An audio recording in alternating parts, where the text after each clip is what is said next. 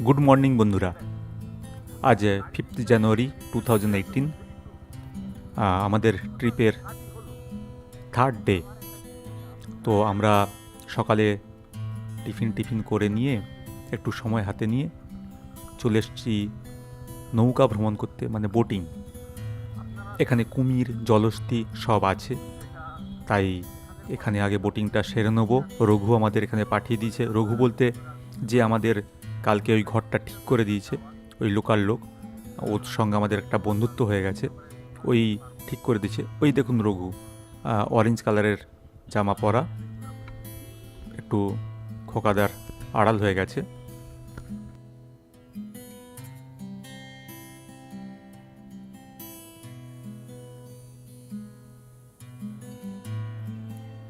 কিন্তু আমাদের কাছে একটা দুঃসংবাদ এলো যে জঙ্গলের ভেতরে সেন্সেক্স চলছে, তাই 3 দিনের জন্য বোটিং বন্ধ আছে। আমাদের মনটা খারাপ হয়ে গেল।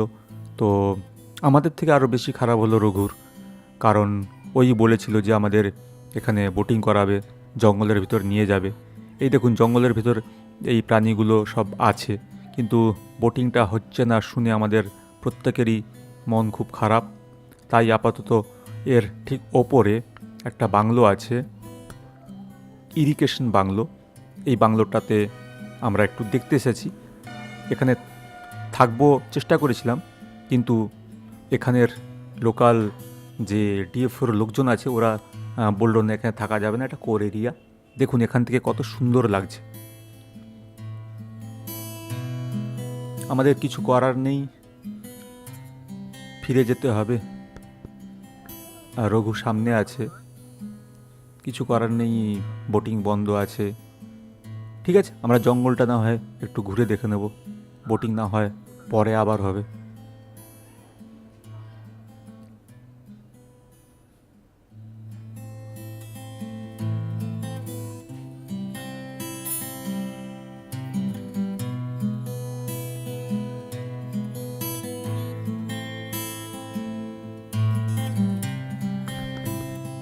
এবার আমরা জঙ্গলের দিকে এগিয়ে চলেছি। দেখা যাক জঙ্গলে যদি কিছু আমাদের কপালে থাকে তো দেখতে পাবো, যদি নাও দেখতে পাই।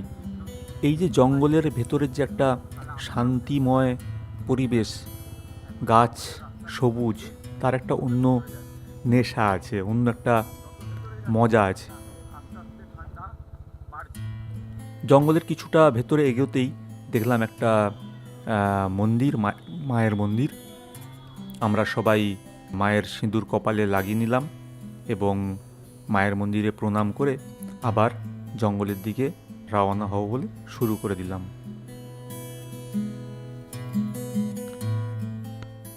দুদিকে ঘন জঙ্গল, মাঝ বরাবর মোরাম রাস্তা। আমরা গাড়ি রেখে দিয়ে কিছুটা পায়ে হেঁটে জঙ্গলের ভেতরটা দেখছি। আর এটা একটা ডিও4 ছাউনি।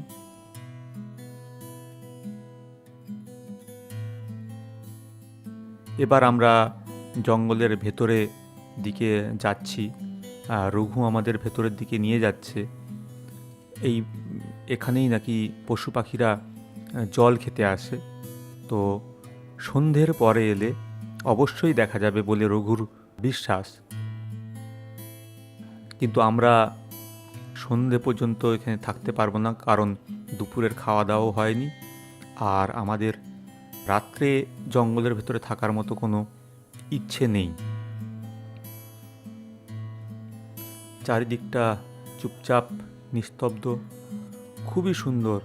আমরা ছাড়া আর আশেপাশে কেউ নেই, কিন্তু এই জলের চারপাশেই বিভিন্ন জন্তু জানোয়ারের পায়ের ছাপ আমাদের দেখালো রঘু। রঘুর পেছনে আমরা এক এক করে এগিয়ে যেতে থাকলাম।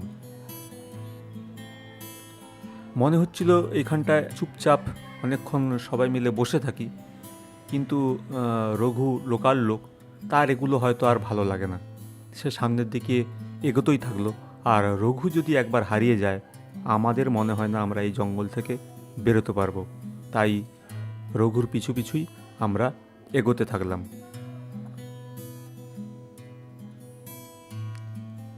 ঘন জঙ্গল, এর একটা অন্যরকম মজা আছে। একটু আড়াল হলেই কাউকে আর দেখা যাবে না।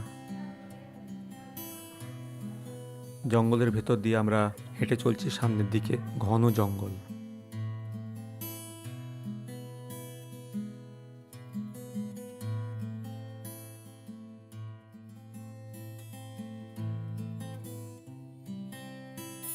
আমরা ঘন্টা দুয়েকের বেশিও এই জঙ্গলের ভেতর ঘোরাঘুরি করলাম। এবার আমাদের বেরিয়ে যেতে হবে, তার কারণ অনেকটাই বেলা হয়ে গেছে, 2টোর মতো বেজে গেছে। আমরা এবার গিয়ে রান্না বান্না করে আমাদের খেতে হবে। সন্ধ্যায় দেখা যাক যে এখানে ফিরে আসি বা অন্য কিছু অ্যাক্টিভিটি করি, সেটা রাত্রের ব্যাপার। এখন আমরা আবার আমাদের স্কুলের দিকে যেখানে আছি ওই দিকটা এগিয়ে যাব।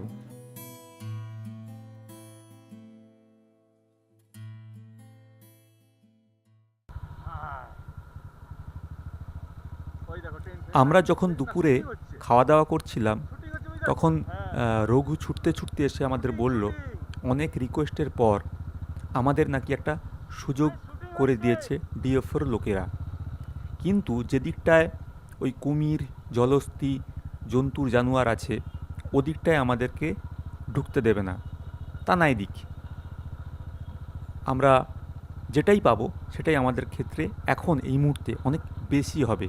তাই আমরা আবার পুনরায় সেই জায়গায় ফিরে যাচ্ছি যেখানে লাঞ্চের আগে গিয়েছিলাম। সেখান থেকে আমরা এখন বোটিং করব।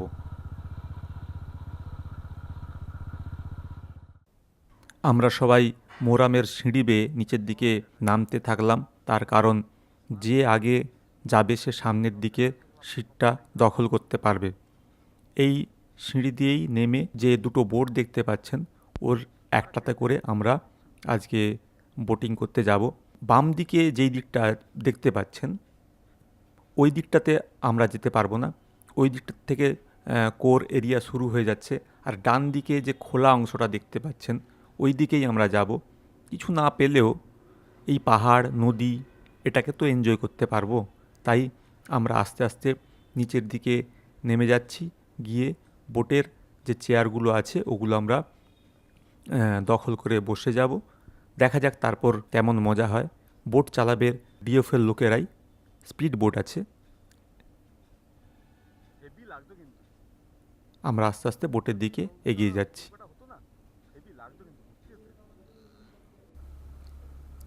এবার আমাদের বোট শুরু হয়ে গেছে, আপনারা দেখতেই পাচ্ছেন।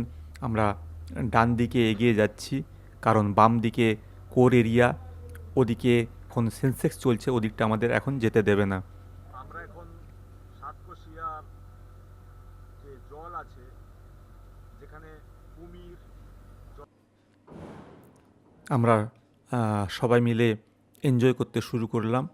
বেশ মজাই লাগছে, সুন্দর পাহাড়, নীল জল, খুব ভালো লাগছে।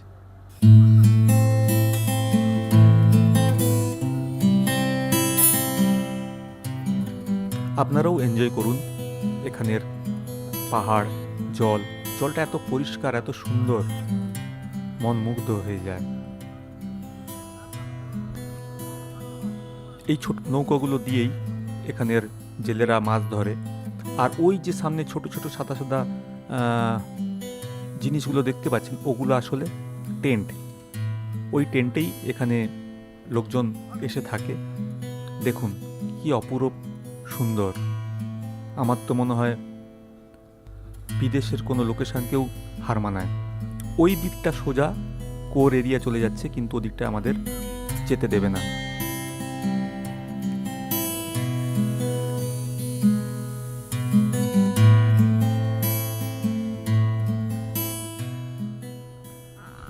অবশেষে আমাদের বোটিং মানে নৌকা বিহার শেষ। এবার আমরা আবার ঘাটের দিকে পৌঁছে যাচ্ছি। আরেকটাও বোট ছাড়ছে দেখতে পাচ্ছি। ওদেরও আমরা যে দিকটা ঘুরে এলাম ওদিকটাই যেতে দেবে, কোর এলাকায় যেতে দেবে না। আবার সিঁড়ি বেয়ে ওপরের দিকে ওঠা, গুটি গুটি পায়ে ওপরের দিকে চললাম। আজকে রাত্রে এখন তো বিকেল 4টে বাজে, এরপর আর কোথাও কিছু ঘোরার নেই। রাত্রে আমরা দেখছি এখানের লোকাল মুরগি, দেশি মুরগি পাওয়া যায় কি না। রঘুকে বলেছি, রঘু ব্যবস্থাও করবে বলেছে। তো রাত্রে জমিয়ে আমরা দেশি মাংসের ঝোল ভাত খাবো। আর ঠান্ডা তো প্রচুর, একটু কাঠ জোগাড় করে নেব যেতে যেতে, দিয়ে ক্যাম্প ফায়ার করে আজ তাড়াতাড়ি রাত্রে খেয়ে দিয়ে ঘুমিয়ে কালকে আমরা আবার পঞ্চলিঙ্গেশ্বরের দিকে রওনা হব।